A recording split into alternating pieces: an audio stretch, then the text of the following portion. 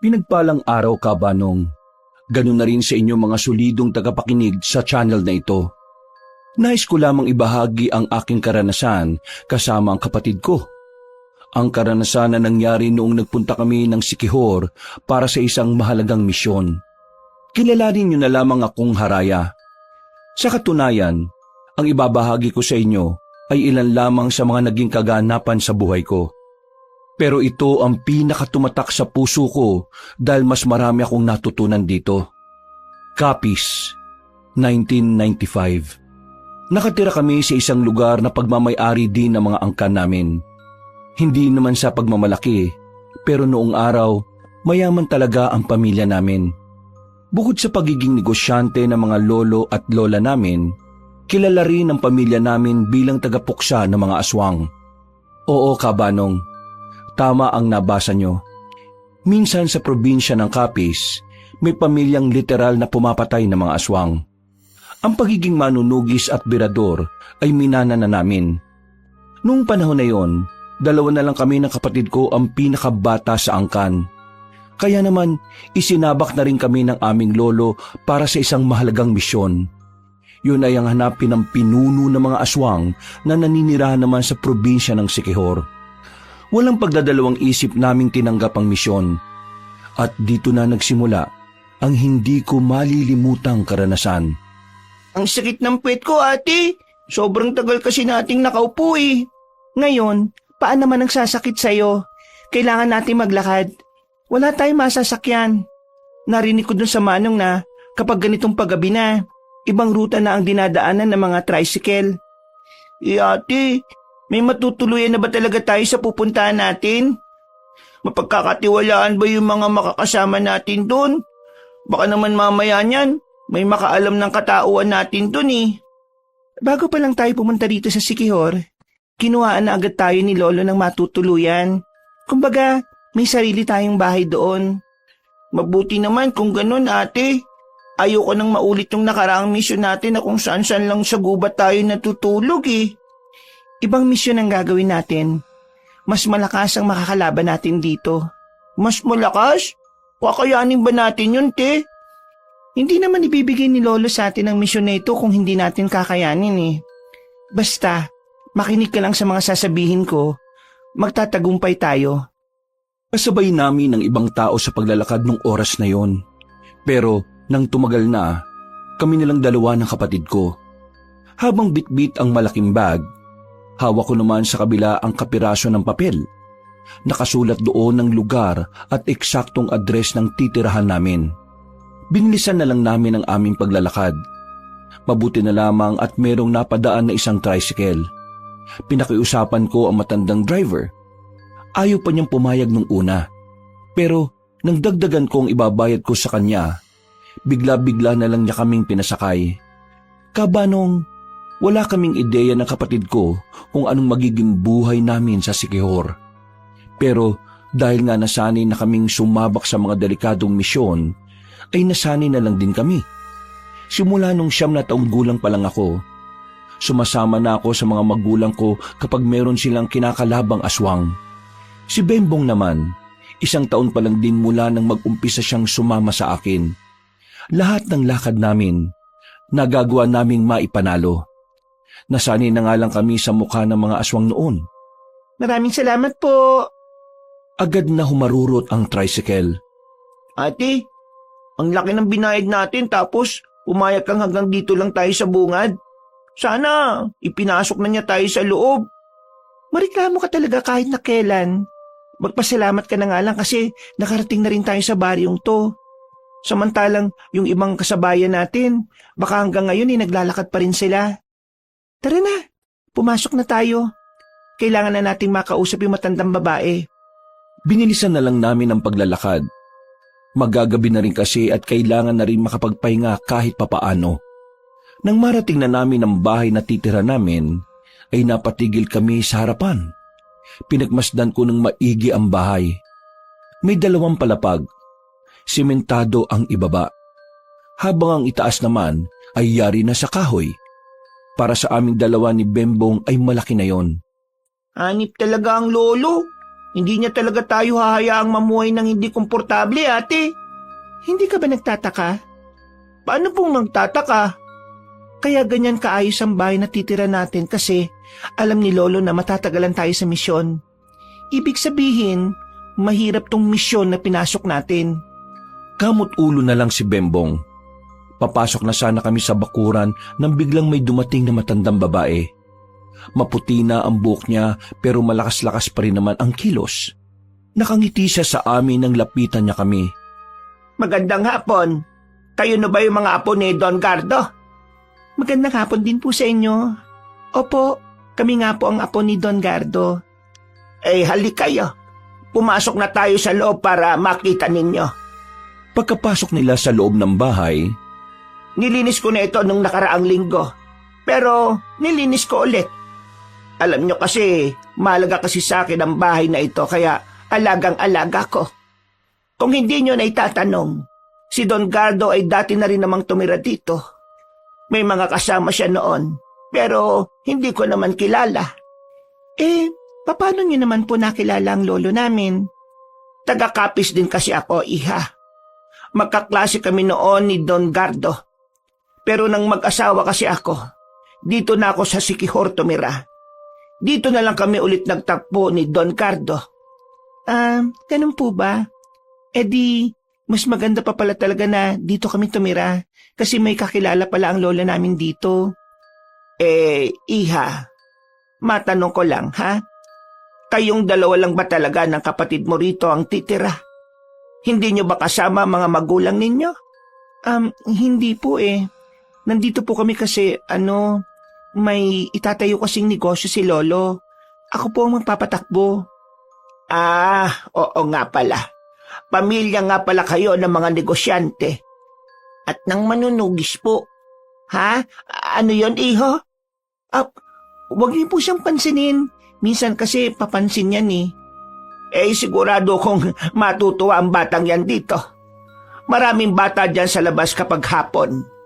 Ngayon kasi wala na, paggabi na kasi. Paano? Maiwan ko na kayo. Bayad naman na lahat. Kaya wala na tayong problema. Ang gusto ko lang, mapanatiling malinis ang bahay na ito. Kasi mas masarap huminga kapag wala kang nalalanghap na alikabok. Opo, makakaasa po kayo. Sakaling may mga katanungan kayo o may mga kailangan kayo, nasa kabilang bahay lang ako.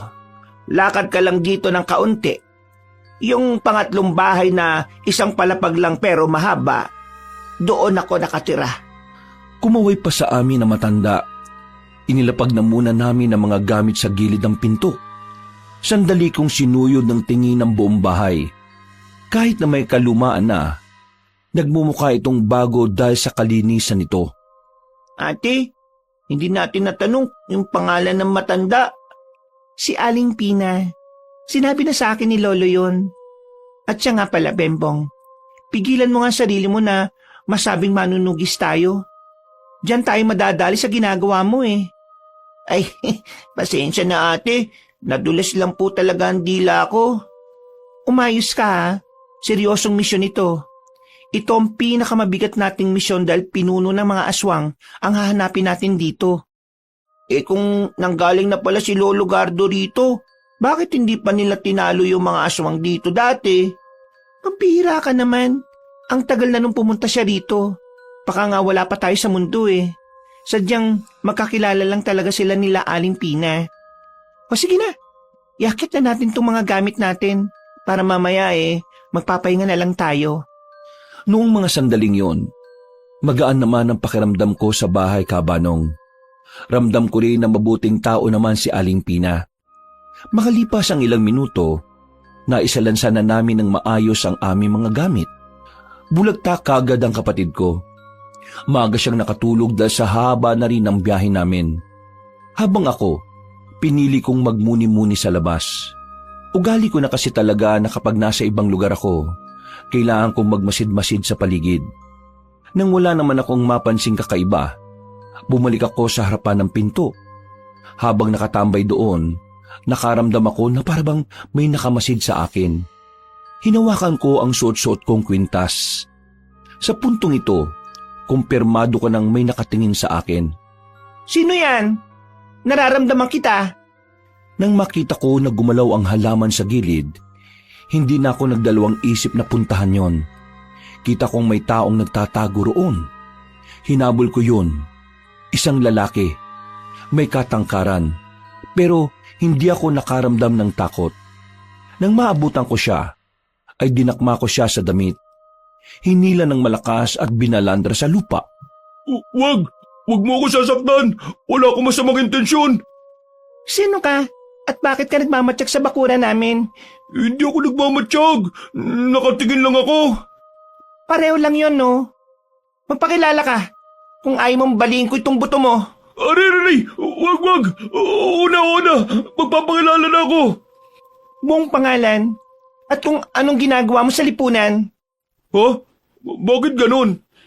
Sumunod ka. Kung ayaw mong baliin ko talaga tong braso mo. Aray!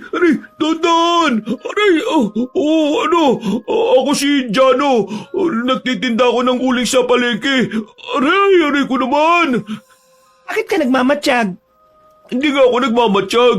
Kukuha kasi sana ako ng tanglad sa likod ng bahay nyo. Pero nung makita kong may tao na, napatigil ako. Nakasilip lang ako sa halamanan kasi nakita kita. Nahiya akong lumapit Palagi kasi ako nakuha ng tanglad sa likod bahay ninyo. Kahit itanong mo pa kay Aling Pina, sa kanya nga palagi ako nagpapaalam Mapapatunayan mo ba yan sinasabi mo? Oo, kung gusto mo, samahan kita sa bahay niya Itanong pa natin sa kanya. Para makasiguro akong totoo nga ang sinasabi niya, agad ko siyang binitiwan. Tinulak ko siya para mauna ng maglakad. Ilang minuto lang, narating na rin namin ang bahay ni Aling Pina. Sakto naman na nasa bakuran lang ang matanda habang kumukuha ng mga sinampay na damit. Bakit? Anong meron? Nakita ko kasi ito na pasilip-silip po sa labas ng bakuran namin Naginala ko sa kanya na baka may masama siyang binabalak. Gusto ko lang pong malaman kung kilala niyo po siya. Kilala ko siya. Si Jano. Palagi siyang nagpapaalam sa akin na kukuha ng tanglad sa likod bahay. Aling Pina, grabe naman pala itong bagong nakatira doon. Parang Amazona. Muntikan pa ako mabalian ng buto O naniniwala ka na ba? Sige, naniniwala na ako. Pero hindi mo ako masisisi kung bakit ganun ang ginawa ko sa'yo. Pasensya na. Hindi ko rin kasi talaga alam ang gagawin ko Kung nagpakita naman kasi ako kanina, para lang sa tanglad. Baka rin hindi maging maganda ang isipin mo sa akin. Lalo na, hindi mo naman ako kilala. Pasensya na rin kung nasaktan kita. Sa susunod, kapag hingi ka ng tanglad, magsabi ka na lang saglit at pumunta ka na lang sa likod ng bahay. Basta, wag lang sobrang gabi yan naman pala Ayos na. Jano nga pala pangalan ko. Doon lang ako nakatira sa kabila. Matagal na ako dito. Dito na ako lumaki. Haraya naman ang pangalan ko. Kararating lang namin kanina. Aling Pina, sila ba yung sinasabi nila mag-joko na magtatayo ng negosyong sagingan? Oo, sila nga yon. Sakto. Kami pala yung pagkukuhanan nyo ng saging.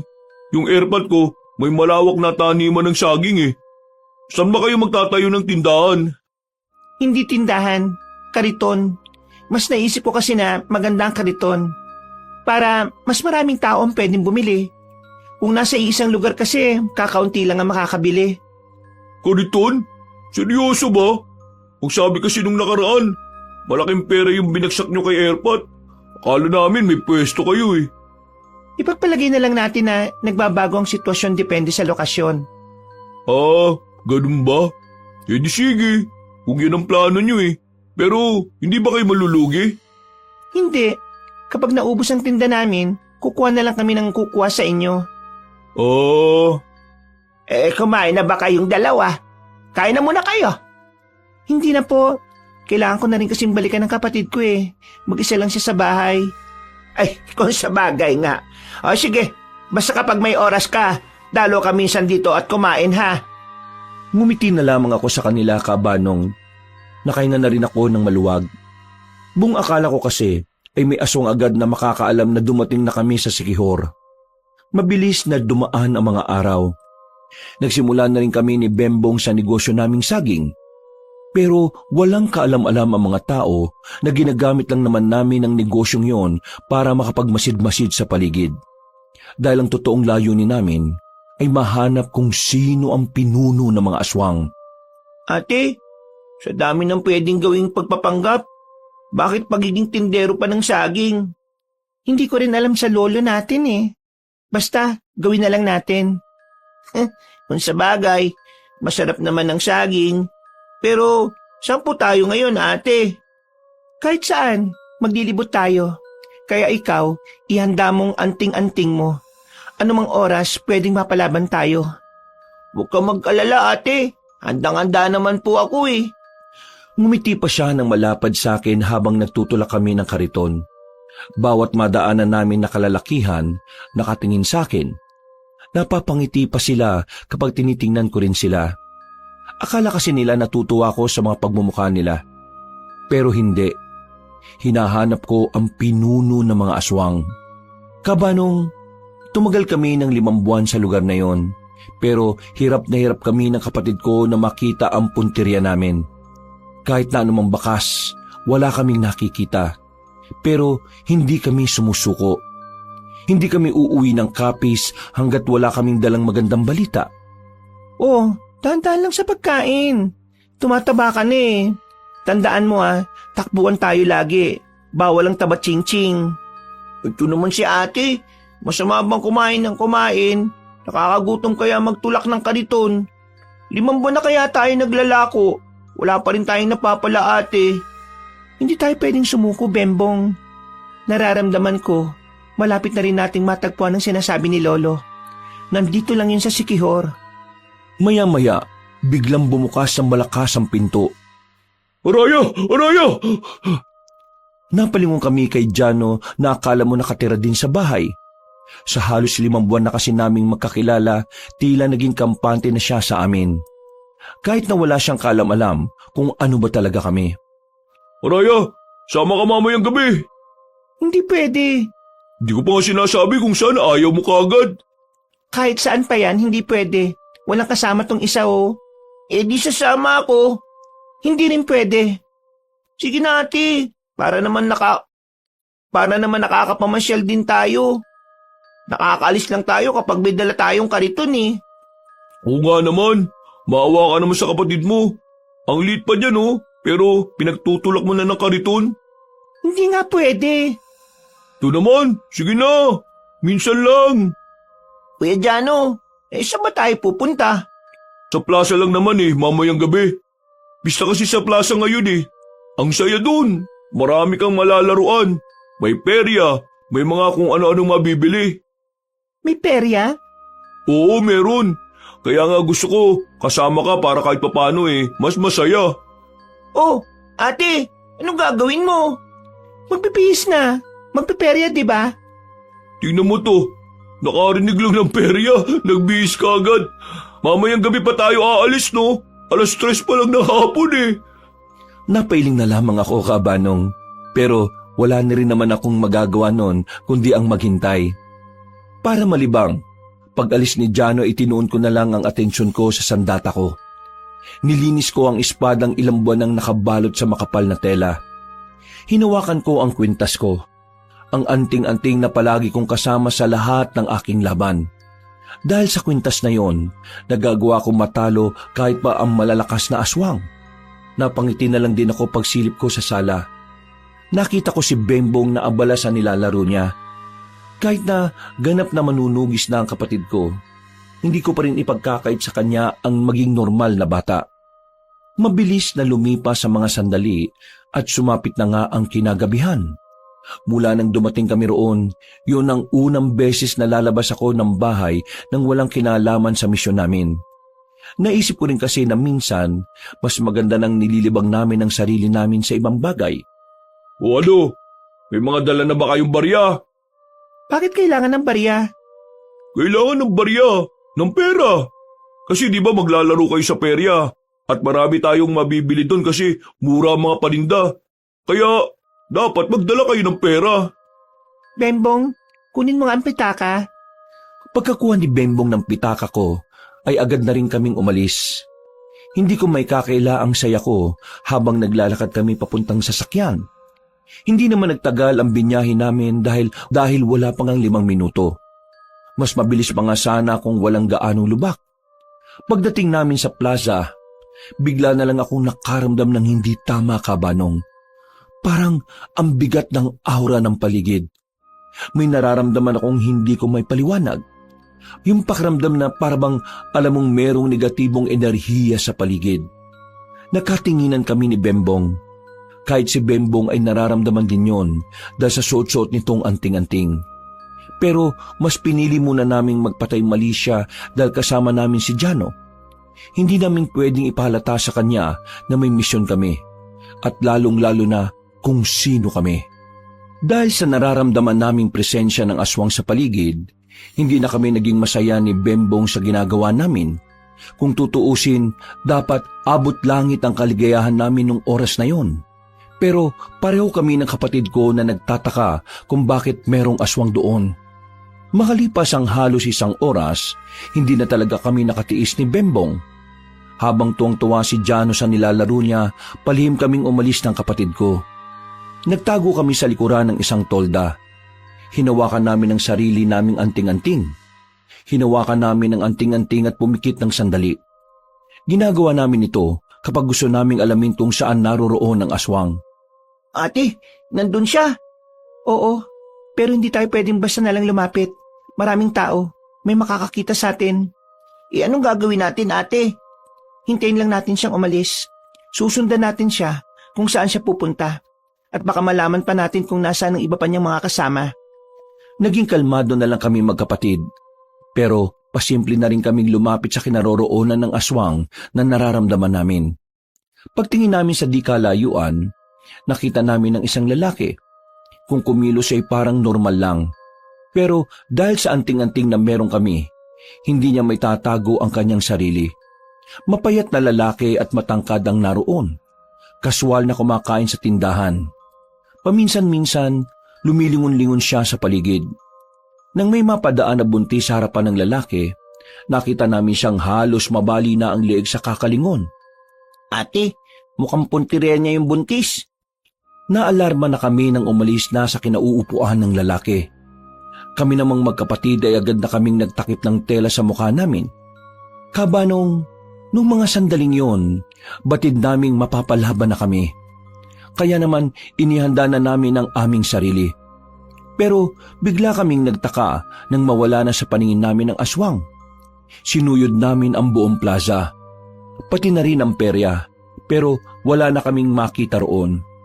Ilang sandali lang, bigla na lamang may sumigaw na babae. Malapit lang yon sa kinalalagyan namin. Mabilis kaming tumakbo para puntahan yon. Pagdating namin, inabutan na namin ang babaeng buntis na wala ng buhay. Nakabulagta na siya sa damuhan. Nang itihaya namin, walang butas at wala ng laman ang tiyan niya. Bembong, mapapalaban tayo. Handa mong sarili mo. Gamit ang anting-anting, sinundan namin ang mga bakas ng dugo sa lapag. Nakarating na kami sa kagubatan. At habang hinahanap namin ang mga aswang, bigla na lamang may umatake sa amin. Hinihintay lang din pala kami. Muntikan na niyang tamaan si Bembong. Pero ang hindi alam ng aswang, si Bembong ang mas magaling sa aming dalawa pagdating sa pag-ilag. Makulit kang aswang ka, ha? Tumalon si Bembong palapit sa aswang. At dahil sa taglay niyang bilis, agad niyang sinuntok ang aswang sa panga. Hindi naman ako nagpahuli. Lumapit ako at sinipa ko yon sa pagitan ng hita. Nang mapalood na siya, sabay naming binugbog ang aswang. Pinagsasasapak at pinagsususuntok namin siya. Kung dala nga lang namin ang sandata namin, ay baka maaga na siyang kinuha ng impyerno. Hindi na siya makapalag. Nakaupo na lang siya at kahit tangkain niyang tumakas, hindi na rin naman niya kaya pang tumakbo o gumapang na mabilis. Sabihin mo sa amin kung nasaan ang pinuno ninyo. Magsalita ka na kasi. Ang kulit mo naman kasi. Magsasalita ka, oh. Tumingin ng seryoso sa amin ang aswang at tumawa ng malakas. Humaba ang kuko nito at walang ano-ano'y ibinuon ng madiin sa sariling lieg. Ilang segundo lang ay agad na namatay ang aswang.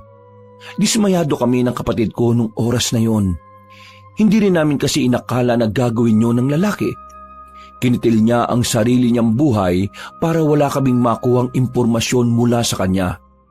Medyo nawindang kami sa nangyari. Sa ideyang mas pinili ng aswang na patayin ang sarili kaysa sumagot.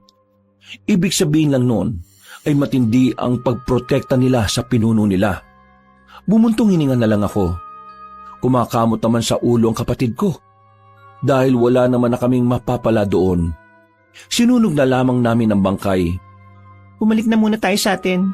Wala na tayong mahahanap na aswang dito. Nag-iisa lang yon.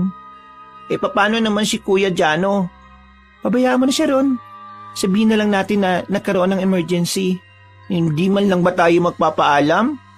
Kapag nagpaalam tayo, magpupumilit na naman yun eh. Hindi na kami bumalik sa peryahan. Nilisan na rin namin ang lugar na yon. Nakahanap naman kagad kami ng masasakyan nang makita namin ang ibang nakapila na tricycle. Nakabalik naman kami ng maayos sa aming bahay. Nakatulog agad si Bembong dahil sa pagod, na parabang wala itong kinalaban na aswang. Ako naman, nagmuni-muni naman ako sa tapat ng bahay habang kumakain ng natirang saging. Noong mga sandaling yon, ay hindi ko inakalang pupuntahan ako ni Jano. Ang buong akala ko kasi, nagbabad pa siya roon. Lumapit siya sa akin. Inabot niya ang isang babasaging pitsil. Nasa loob ang tubig. Kumuha ka na lang. Hindi naman ako nahingi ng tubig eh. Para sa'yo yan. Para sa akin. Oo, napalanunan ko kanina sa perya. Sigurado ka? Sa'yo na lang. 10 ganyan kasi ang naiuwi ko eh. 10? Grabe ka naman. Wala eh. Swerte eh. Ay teka, bakit na pala kayo umuwi nang hindi man lang napapaalam sa akin? Sumakit kasi ang tiyan ni Bembong kanina. Kaya ayun, nagmamadali kaming makauwi para makadumi siya. Pasensya ka na. Hindi. Ayos lang naman. Wala kang dapat hihingi ng pasensya. Mas mahalaga pa rin ang kalusugan ng bata, no? Mabuti naman at naiintindihan mo. Pero, alam mo ba kung anong nangyari sa plaza? Ano? Sa may bandang likuran ng plaza, sa liblib na lugar, meron dong natagpo ang patay. Isang babae. Tapos, wakwak daw yung tiyan eh. Buntis daw yung babae. Ang hinala ng iba, nako, inaswang. Nakakatakot no? Naniniwala ka sa aswang? Oo naman, naniniwala ako dun. Ang dami kayang aswang dito dati. Alam mo kung saan merong aswang? Malamang hindi. Takot nga ako sa aswang eh. O sige, umuwi ka na sa inyo. Baka mamaya kainin ka pa ng aswang sa daan. Uy, para tong sira. Sige na nga, uwi na ako. Yung pitsil ingatan mo Naglakad na paalis si Jano. Napatingin na lamang ako sa hawak-hawak kong pitsil. Napapangiti na lang ako dahil sa buong buhay ko, wala ko natatanggap na ganoon sa kahit na sino. Kinabukasan, maaga kaming gumising ni Bembong. Nakahanda na ang kariton namin na may saktong karga ng mga saging. Dahil kasi sa nangyari sa plaza, mas lalong lumakas ang paniniwala naming magkapatid na malapit na naming makita ang pinuno ng mga aswang. Dakong 8:00 ng umaga, nakaalis na rin kami sa baryo. Tulak-tulak ang kariton, kung saan-saan na naman kami gumala. Sobrang layo na ng narating namin, hanggang sa may mapuntahan na naman kaming isang baryo. Katamtaman lang naman ang laki ng baryo na yun. Ate, parang wala naman pong aswang dito eh. Hindi naman nagiging aktibo yung anting-anting ko. Inaaming boses mo. Mapapahamak tayo sa ginagawa mo eh. Ay, pasensya na ate Pagmasid ka, hindi tayo pwedeng maging kampante. Napatigil kami nang merong matandang lalaki na lumapit. Puti na ang buhok ng matanda, pero diretso pa ang tindig. Mukha ring alagang-alaga nito ang katawan dahil na rin sa pagiging maskulado nito. Nakangiti siya sa amin, sabay tingin sa tinitinda naming saging. Mabuti naman at may naligaw na rin na nagtitinda ng saging dito sa baryo namin. Napakadalang lang kasi ang mga nagtitinda ng ganyan na umaabot dito. Pero, magkano bang isang piling? Kinikilo nyo ba yan? 20 pesos lang po ang isang piling. 20 pesos? Kahit ba ilan ang nasa piling at kahit anong laki? Opo. Aba, Siguradong marami kayong naibebenta, no? Hindi naman po, tama lang. Sa katunayan, kanina pa kami tulak ng tulak sa kariton namin pero hindi pa rin nauubos eh. Huwag kayo mag-alala. Marami naman akong bibilhin. 5 piling nga. Mahilig kasi ako sa saging eh. Ganun po ba? E di tamang-tama po. Agad kong inilagay sa plastic ang binili ng matanda. Hindi pa rin nawawala ang ngiti niya sa akin. Noong mga oras na yon, kahit ako'y hindi ko rin maintindihan kung bakit parang ang gaan ng kalooban ko sa kanya. Maging si Bembong din na hindi naman masyadong nakikipag-usap sa matatanda, parang komportable rin siya roon. Alam niyong dalawa, ang mga kagaya niyo ang may pag-asang umunlad. Kasi ang mga kagaya niyong masisipag, kayo ang mga dapat tularan eh. Maraming salamat po. Pero masaya na po kami na meron na kaming nakakain sa pang-araw-araw. Napangiti na lang ako sa sinabi ni Bembong. Hindi dahil natutuwa ako. Sadyang masaya na rin ako na nagagawa na rin niyang magpanggap sa ibang tao para lang hindi malaman ang katauhan namin. Dapat ang isang tao, hindi nakukontento kung ano lang ang meron siya ngayon. Dapat mas nagsisikap tayo para umunlad. Hindi po kayo maintindihan ng batang yan. Puro kalokohan lang pong nasa isip niyan eh. Ganyan naman talaga ang mga bata. O sige na, mauna na ako at kakain pa ako ha. Maglibot-libot lang kayo rito at baka meron pang bumili. Marami sana kayong mabenta. Kumuhay pa siya sa amin na parabang sobrang tagal na niya kaming kilala. Ate, tingin ko kilala ni Lolo yun. Anong kilala? Paano mo naman nasabi? Magaan ang loob natin sa kanya eh. Diba ganun ka rin naman? Oo, magaan nga. Hindi ko nga rin alam kung bakit eh. Baka siguro mabait talaga siya sa tao. Ganun naman kasi yon. Kapag mabuti kang tao, sa kahit sino makakausap mo matutuwa sa'yo. Bakit ako? Mabuti naman po akong tao pero lagi mo akong pinapagalitan. Ay naku, ewan ko sa'yo. Tara na nga, magtulak na tayo. Pinagpatuloy namin ang pagtutulak ng kariton. Nang madaanan namin ang ibang bahay, nagsilapitan ang iba. May mga nag-aagawan pa. Meron pang ang nagkagalit para lang makipag-unahan. Noong mga sandaling yon, hindi ko maintindihan kung bakit parang sobrang mahalaga sa kanila ang saging. Pero kahit na ganon, pinagbentahan na lang namin. Naisip ko na lang na baka totoo nga ang sinasabi ng matandang lalaki na madalang lang talagang may nagpupunta roon para magbenta ng saging. Ate, mga unggoy ba sila? Tingnan mo 5 piling na lang natira. Nag-aaway pa yung 3 bumili. Shh! Huy! Bibig mo! Ikaw talaga bata ka. Ay, pasensya na po. Bumuntong hininga na lang ako. Paubos na kasi ang tinda namin at kapag naubos yun, wala na kaming maaaring gawing pamorma para itago ang tunay naming pakay. Kaya naman naisipan ko ng dagdagan ng tinda namin sa mga sumunod na araw. Bagsak lang din naman ang bagsak si Jano ng saging sa amin kaya tuloy-tuloy ang benta. Sa mga nakalipas na araw ay mas napadalas ang pagdaan namin sa baryo ng Makopa. Ang baryong yun ang unang baryo na kinatuwaan namin ni Bembong. Yun yung baryo na palaging tuwang-tuwa kapag dumadaan kami. Doon din ang baryo na tinitirhan na matandang si Aduhay, ang matandang lalaki na unang nakausap namin doon. Hindi ko alam kung ano ang meron sa baryong yon, pero paulit-ulit kaming nagpupunta ng kapatid ko doon para lang masuplihan sila ng saging. Habang ginagawa namin kasi yon, pakiramdam ko ay nagkakaroon din ng saysayang misyon namin. Ate, ubos na naman tong nasa karito natin. Ang dami na naman natin pera. Hindi naman natin kailangan yan eh. Ang kailangan natin, mahanap yung pinuno ng mga aswang.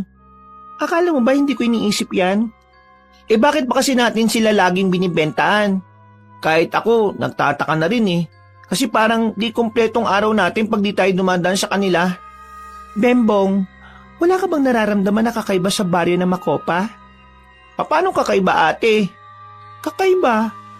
Basta, kakaibang pakiramdam. Wala naman ate. Magiging aktibo naman itong anting-anting kung may panganib sa paligid eh.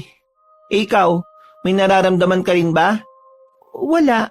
Magaan din ang pakiramdam ko. Wala rin naman sinasabi ang anting-anting ko kung may dapat tayong ikabahala. Ibig sabihin lang nito ate, Hindi ang baryo ng Makopang dapat natin pinag-aaksaya ng oras. Napaisip din ako sa sinabi ng kapatid ko. May punto siya. Tama siya sa sinasabi niya. Pero kahit na ako man din, nahihiwagaan na sa nararamdaman ko. Para kasing unti-unti na rin akong nagkakaroon ng pakialam sa mga taong naroon. Nang makauwi kami sa baryo namin, isang lalaki ang aksidenteng nasagi namin ng kariton. Dumaan kasi yung gulong sa lubak. Sumakto naman na may napadaan kaya hindi na namin napigilan. Hindi naman kalakasan ng pagtama, pero munti ka nang matumba ang lalaki nang mawalan nito ng balanse. Uy! Bulag ka ba? Pasensya, hindi ko sinasadya. Ngalay na kasi yung kaliwang braso ko kaya hindi ko makontrol ng maayos yung kariton eh. Alam niyong may dadaan eh. Sa puntong yun, ramdam ko nang mapapaaway talaga ako. Iba ang tabas ng dila ng lalaki. Ramdam ko ang kaangasan sa kanya. At dahil pinalaki kaming palaban ng mga magulang at angkan namin na lihitimong manunugis, hindi ako nagpatinag sa kanya. Kung nakita kitang biglang lumitaw, di sana mas nilakasan ko pa. Anong sinabi mo? Kuya, wag po muna kayo magalit. Mapag-uusapan naman po natin. Hindi ka ang kinakausap ko ha. Ayusin mo yung sinasabi mo sa bata Nasa tamang edad ka na, pero para kang batang nagmamaktol. Humingi na nga ako ng paumanhin sa'yo eh. Ano bang gusto mong gawin ko? Huwag kang mag-angas. Kababae mong tao eh. Ikaw unang nag-angas eh. At para sabihin ko sa'yo, hindi lang lalaki ang pwede mag-angas. Kahit sino pwede. Aba, ikaw na itong nakasagi, ikaw pa itong mayabang. Sino ka ba? Tagasan ka ba? Hindi mo ba ako kilala? Hindi kita kilala at hindi ako interesado. Matagal na ako dito. Kilala ako dito bilang tama na yan. Napalingon sila sa matandang lalaki na kararating lang din. Lumapit sila sa amin habang hawak-hawak ang isang tungkod na parang hindi naman niya talaga kailangan. Malakas pa rin naman kasi siya at hindi naman uugod-ugod. Miss, pagpasensyahan mo na itong apo ko ha. Mainit lang ang ulo niya dahil hindi naging maganda ang kanyang araw eh. Seryoso ka ba, Lo? Sinagi niya ako ng kariton niya. Kasi, hindi ka rin naman nakatingin. Kung nakatingin ka, hindi nakaiwas ka. Pero siyang hindi nag-iingat eh. Hindi ka rin naman nag-iingat. Pareho kayo. Kaya dapat maayos ang maging usapan ninyo. Kalmado, payapa at formal. Hindi ganito. Babae ang kausap mo, may bata pa. Kaya umayos ka ha. Napabuntong hininga na lang ang lalaki. Humanga ako sa matanda. Kahit na alam kong may mali rin naman ako, hindi niya pinaramdam sa akin na tatanga-tanga ako. Pinagalitan niya pa ang apo niya na hindi rin naman nakapagsalita. Pasensya na kayo ha. Sige, aalis na kami. Maraming salamat po sa pangunawa. Tumango na lang yung matanda sa akin. Naglakad na rin sila palayo. Tiningnan pa ako ng lalaki ng masama bago sila lumiko sa isang kanto. Napakamot na lang din naman ako ng ulo. Nairita din ako sa lalaking yon. Noon lang ako nakakita ng lalaki na parang batang nagmamaktol. Ate? Bakit? Hindi mo ba nararamdaman? Ang alin? Yung anting-anting ko, naging aktibo habang kausap mo sila. Ha? Yung akin hindi naman. Hinawakan ko ang anting-anting niya, Kabanong. Naramdaman ko na katatapos lang noon maging aktibo. Ibig sabihin lang noon, may naramdaman ang anting-anting na negatibong enerhiya ilang minuto pa lang ang nakalipas. Napaisip ako. Nanlalaki ang mga mata namin pareho nang mapagtanto na aswang ang matandang lalaki at ang binata. Anong gagawin natin, ate? Susundan man natin sila? Hindi. Dito lang muna tayo. Taga rito rin sila eh. Magmatsyag na lang muna tayo sa kanila at baka malaman natin kung nasaan yung tunay nilang kuta. Grabe ate, hindi ko inakala na kusang lalapit sa atin yung mga aswang. Kaya nga dapat maging alerto lang tayo. Pero kung aswang sila, alam din kaya nila kung ano tayo? Yun ang hindi natin sigurado. Kaya nga habang nandito tayo, hindi tayo dapat nagpapalata kung ano man ang tinatago natin. Kabanong, kahit nakatingkatin na akong paslangin ng dalawang aswang na yon, ikinalma ko na rin muna ang sarili ko. Nagdesisyon akong umuwi na lang muna.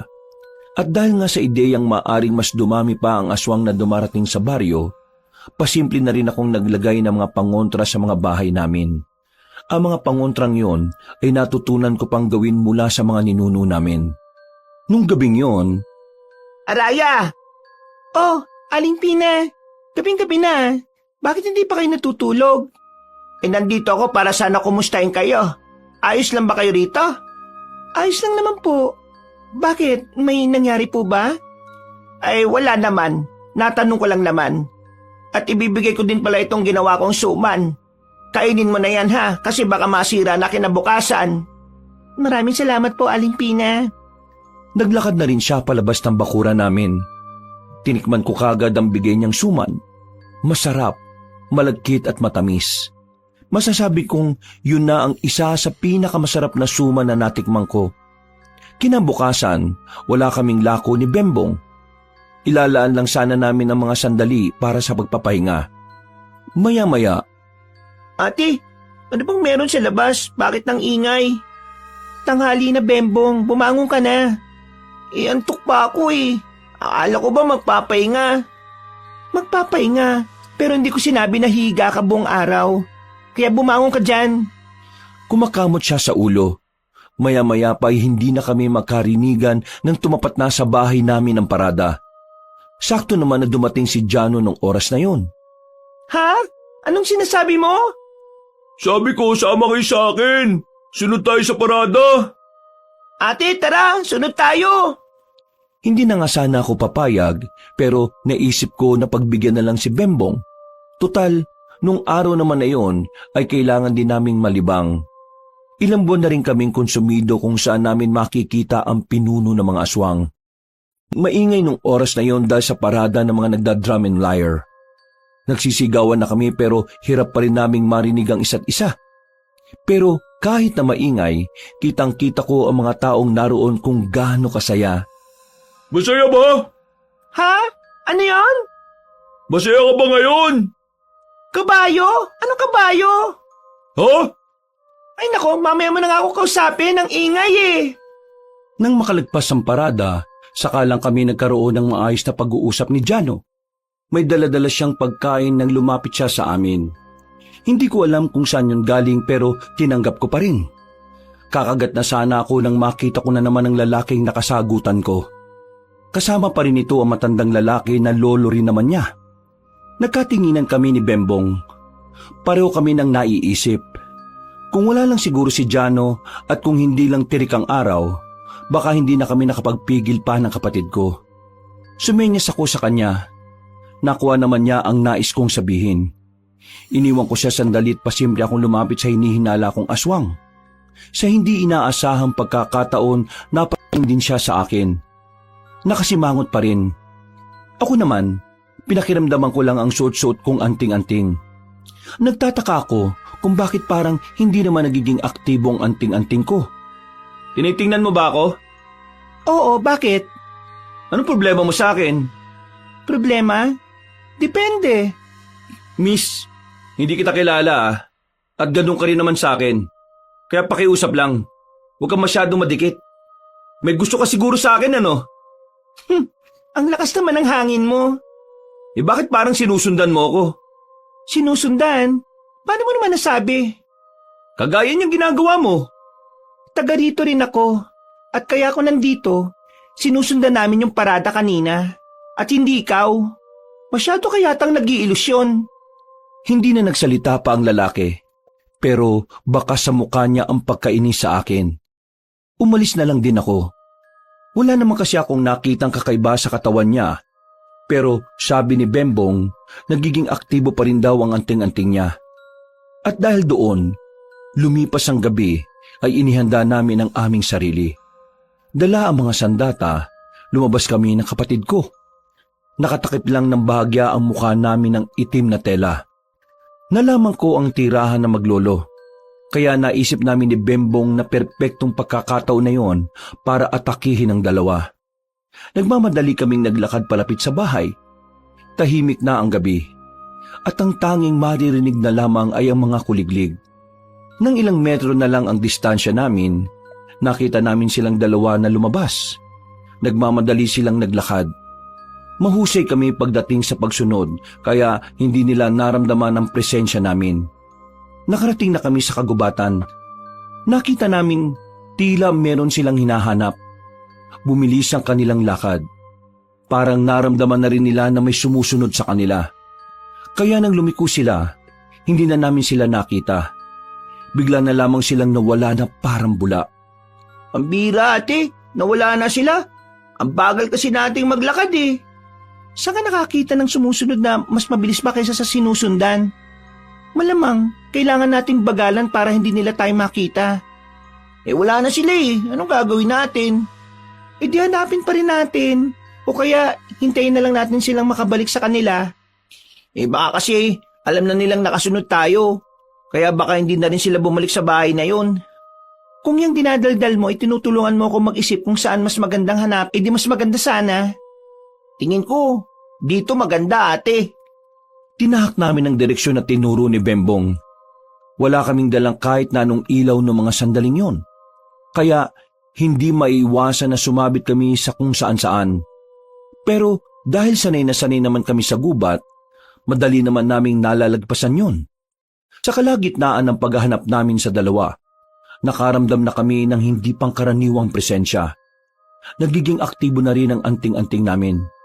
Kaya naman hinugot na rin namin ang espadang daladala namin.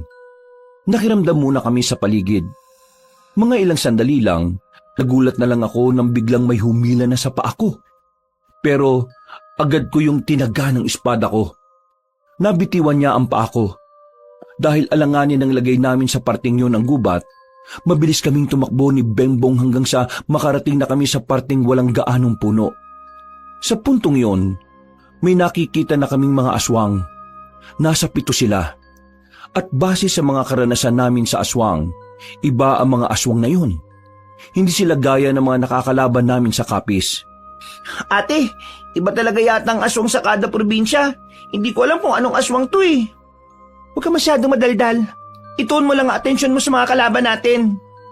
Muling umatake sa amin ang mga aswang. Kahit naiilagan namin ang mga pag-atake nila, ay aminado kong maliliksi talaga sila. At para bang may mga alam din sa pakikipaglaban. Yun ang unang beses na nakainkwentro kami ng aswang na para bang kagaya lang din namin ang husay. Kaya nung mga sandaling yon, mas nag-ingat kami ng kapatid ko. Hindi namin minaliit ang kalaban namin. Bembong! Ay, aagulat ka naman ate. Hindi ka ba tumitingin sa likuran mo? Umayos ka nga. Huwag ka mag-alala ate. Hindi naman ako mapapahamak eh. Ay naku, kampante ka masyado. Baka ikaw pa mauna sa akin eh. Muli kaming nagdikit. Pumapalibot na sa amin ang mga aswang habang paikot-ikot sila. Nakita kong medyo mahihirapan kami sa mga yon kung hindi namin siseryosohin ang nangyayari. Kaya naman hinawakan ko na ang aking anting-anting at lihim na bumulong. Walang ano-ano ay kaagad na dumaloy ang kakaibang enerhiya sa buong katawan ko. Mabilis kong tinakbo ang nasa harapan ko. Hindi na malaya ng mga aswang ang paglapit ko kaya pinagtatataga ko sila. Sumunod din naman sa akin si Bembong. Pinakita namin sa kanila kung gaano kami kagagaling. Kalaunan, tila nawindang ang mga aswang. Tumigil sila at parabang nagdadalawang isip ng lumaban sa amin. Ano? Ayaw niyo na ba? Ang kukulit niyo ah. Baka hindi niyo kami kilala. Kabilang kami sa mga pinakamahuhusay na manunugis ng Capiz. Nagawa mo pa talaga magyabang ah. Sabayan mo na ako. Tapusin na natin to. Hindi namin pinabayaan na makatakas sa mga aswang na natira. Ginamit namin ang kapangyarihan ng anting-anting. At dahil doon, nagawa namin silang paslangin kahit tinangkapan nilang tumakas. Kabanong, wala pa sa 10 minuto ay nagawa na naming lasagi ng mga yon. Wala pa sa 10 minuto ay nagawa na naming lagasin ng mga yon. Pumuntong hininga na lamang ako. Ang akala ko kasi ay mahihirapan kami. Pero pangkaraniwang aswang lang din pala ang nakalaban namin. Ang pinagkaiba lang pala ay mas mabilis sila ng kaunti. Aalis na sana kami nang biglang merong lumitaw mula sa gilid. Humigpit uli ang hawak namin sa espada nang malaman kung sino yon. Mga ako sa pinakita ninyo. Hindi ko inakala na isa ka palang manunugis. Kaya naman pala may kayabangan ka rin eh, no? Mabuti naman at inilabas niyo na rin ang sarili ninyo para hindi na kami mahirapang maghanap sa inyo. Ate, ngayon na! Nagulat ang maglolo nang bigla kaming umatake. Bumunot din ng patalim ang mga yon at nagawang salagi ng atake namin. Hindi kami tumigil at patuloy lang sa paglapit. Nang makadistansya ng bahagya ang maglolo ay nagsalita yung lalaki. Uy! Ano pinagagawa nyo? Hindi kami kalaban! Lumang tugtugin na yan. Bulok na estilo ng mga aswang kapag hindi nila kaya kalaban nila. Hindi nga kami kalaban! Bakit ayaw nyo muna kami magsalita? Manahimik ka, aswang! Muli kaming lumapit ng mabilis gamit ang kapangyarihan ng anting-anting. Sa mga sandaling ito, nagtataka na rin ako kung papaano nila nagagawa akong salagin. Sa isip-isip ko, wala pa akong aswang na nakalaban na parang kalkulado ang galaw ko. At para bang kabisado rin nila ang bilis namin. Dumistansya kami ng kapatid ko nang maramdaman kong walang mangyayari sa ganoong taktika. Hindi kami mga aswang, iha! Naging aktibo ang daladala naming anting-anting na kapatid ko. Kaya paano mo sasabihin hindi kayo aswang? Hindi nyo kami malilinlang. Ang dami na naming aswang na pinaslang sa kapis. Dito sa Sikihor, mga pangkaraniwang aswang lang din kayo sa paningin namin. Oo nga, kaya umanda kayong dalawa. Lalo ka ng lalaki ka. Manahimik kang bata ka. Baka makutusan kita dyan eh. Mga manunugis din kami gaya ninyo. Bigla ko natigilan sa sinabi na matanda. Pinakita niya pa sa akin ang kwintas niya na may bilog na palawit. Sa puntong ito ay marahang kong naibaba ang armas ko. Kaya nagiging aktibong anting-anting ninyo kapag nasa paligid kami. Ay dahil meron kaming suot-suot na kung saan kapag nasa katawan mo yon, ang presensya na meron ka ay magiging presensya na ng aswang. Ginagawa namin ito para hindi malaman ng aswang na nasa paligid kami. Para isipin din nilang aswang kami. Sa ganitong paraan, mas madali namin silang malalapitan. Hindi kami aswang. Aswang din nga ang hinahanap namin eh. Tapos aswang kami? Buwang lang. Buwang ka ba? Akala ko ba magagaling na manunugis kayo ng kapis? Bakit hindi man lang kayo nagkaroon ng ideya na manunugis din kami? O baka naman mga bagito pa kayo sa larangan na ito? Huwag mo kaming malitin. Hindi mo alam ang mga pinanggalingan namin. Mga manunugis din kayo? Oo. Sa probinsyang ito, dalawa lang kami sa mga pumapatay rin ng mga aswang. Marami-rami rin kami, pero wala kaming pagkakaisa kaya watak-watak naming tinutugi sa mga kalaban. Sa puntong ito ay naging kalmado na rin ako. Nang masiguro kong mga manunugis rin sila, ay ibinalik ko na sa tagiliran ko ang espada ko. Sinenyasan ko na rin ang kapatid ko at sinunod din naman niya ako kagad. Dahil napaslang yun naman ang mga dapat ay papaslangin namin, wala na rin kaming gagawin. Ngayon, pwede ko ba kayong maimbitahan sa bahay ko? Baka may mga bagay kayong nais malaman tungkol sa mga aswang sa Sikihor. Hindi na ako tumanggi pa. Para kasi sa akin noon, mas maganda na may makausap kami na kagaya nila at baka may masaga pa kaming mahalagang impormasyon. Bumalik kami ng baryo. Sa bakuran kami nagharap-harap. Kahit na nakasimangot sa akin yung binata, hindi ako naiilang. Wala akong pakialam sa kanya noong mga sandaling yon. Ang mahalaga, kung anuman ang mga malalaman namin. Pasensya na at ito lang ang kaya naming ihain ha. Hindi kasi kami nakapagluto kanina eh. Wala namang problema. Nandito lang naman kami dahil tingin ko, tutulungan nyo kami. Bago natin simulan, nais ko muna magpakilala. Ako si Pedrino. At ito naman ang apo kong si Dingdong. Ang galing ate, siya si Dingdong, yung artista. Kaso, siya si Dingdong Guantes, yung sinusuot sa kamay. Ako nga pala si Haraya. Ito naman kasama ko ay kapatid ko, si Bembong.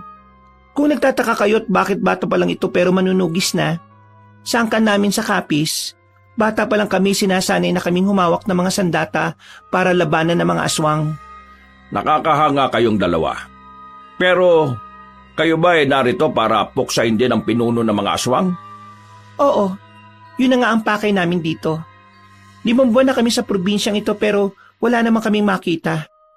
Pinadala kami ng lolo namin dito dahil malaking bantaraw ang aswang na yon.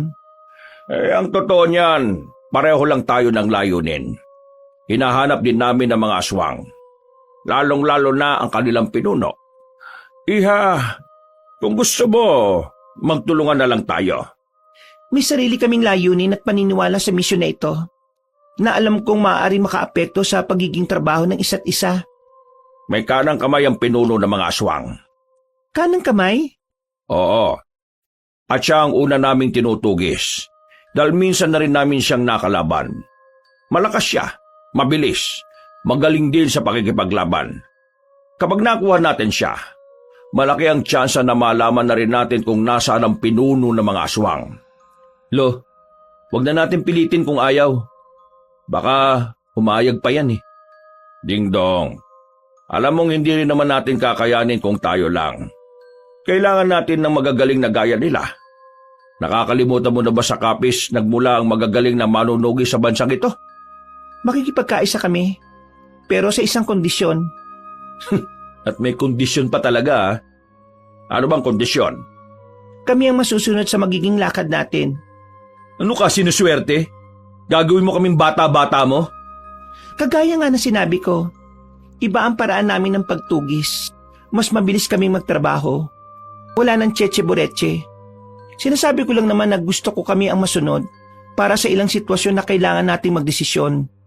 Kung ayaw nyo, wala naman din problema sa akin.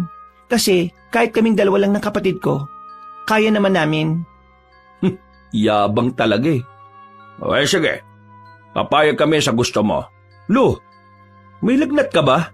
Bakit ka papayag? Kailangan natin ang makakatulong sa laban. Kung ano man ang inis na nararamdaman mo, pagpaliban mo na muna. Lalo na ngayon, hindi natin alam kung kailan sila nagiging onggoyo. Onggoyo? Anong onggoyo? Hindi ba to nabanggit ng sinasabi mong lolo? Wala siyang binanggit sa akin. Ang sabi niya lang ay may malakas na aswang dito sa Siquijor na kailangan mamatay. Ang onggoyo ay isang uri ng aswang na may kakayahang magpalit ng anyo bilang mabangis na unggoy. Aswang na may kakayahan na maging mabangis na unggoy? May ganon? Manunugis kayo pero hindi nyo alam ang lahat ng uri ng aswang?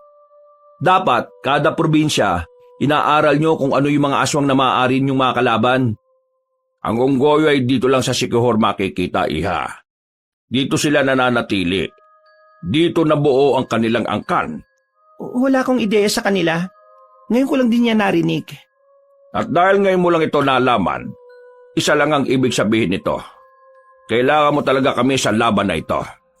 Ate, baka naman gawa-gawa lang nila yan. Hoy bata, anong sinasabi mong gawa-gawa? Mas matagal na kami sa mundo kaysa sayo, no? Kaya alam namin ang bagay na to. Mas matanda ka pa po pala sa akin. Pero para ka pong bata eh. Ang ingay mo. Bembong, manahimik ka na nga dyan. Opo ate. Sige po, mananahimik na po ko.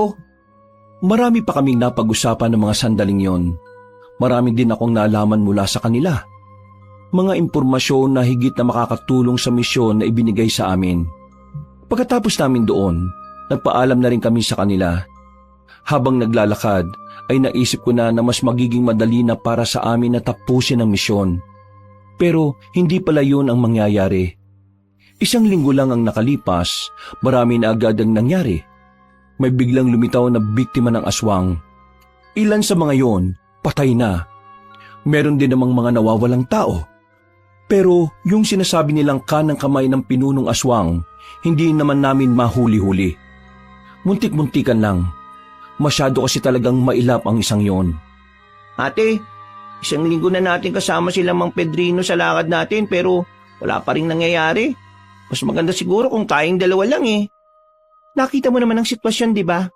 4 na tayong umahabol dun sa kanang kamay, hindi pa rin natin nahuli. Isa lang ang ibig sabihin nun. Hindi natin siya kaya kung tayong dalawa lang ang haharap sa kanya. Bakit kasi tayo pang pinaharap ni Lolo kung hindi rin pala natin kaya? May dahilan siya kung bakit. Pero sa ngayon, alam ko lang pinagkakatiwalaan niya tayo sa misyon na ito. Kaya ikaw, huwag ka na magreklamo. Ayusin mo na lang ang suot mo at nang makapaglako na tayo. Maglalako? Hapon na ate. Magmula ngayon, hapon ang simula ng paglalako natin. Nagmamadaling nagbihis ang kapatid ko. Maya-maya lang din naman ay nakaalis na rin kami. Tulak-tulak na namin ang kariton. At habang tulak namin yon, ay parabang hinahatak na naman kami papunta sa baryo na Makopa. Ang mga saging na dala namin ay parabang sa baryong yun lang talaga nakalaan. Hanggang sa hindi na nga namin namamalayan, nakarating na nga kami doon. Sa labas pa lang, sinalubong na kagad kami ng residente. Kanya-kanya silang abot ng pera. Hindi na nila kinukuha ang sukli. Basta, diretso na lang sila kuha ng saging. Tumigil lang ang mga nagkakagulo nang dumating na si Mang Aduhay, ang pinakasuki namin.